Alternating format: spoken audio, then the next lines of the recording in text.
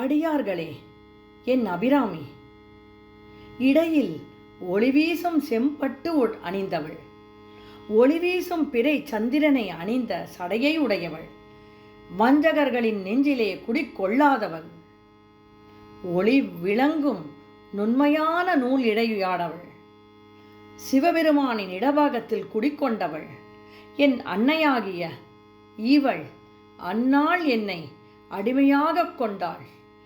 என்னை இனி இவ்வுலகில் பிறக்க வைக்க மாட்டாள். அத்தகைய தேவியை நீங்களும் தொழுது போற்றுங்கள். நீங்களும் பிறவி எடுக்கா பேரெய்த அவளையே தியானம் செய்யுங்கள். உடையாளை ஓல்கு செம்பட்டு உடையாளை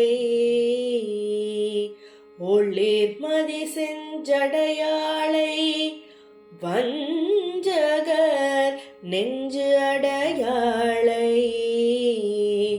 தயங்கு நுண்ணோர்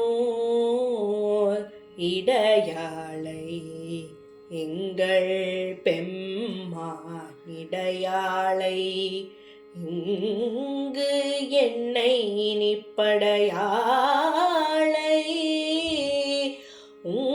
உங்களையும் பட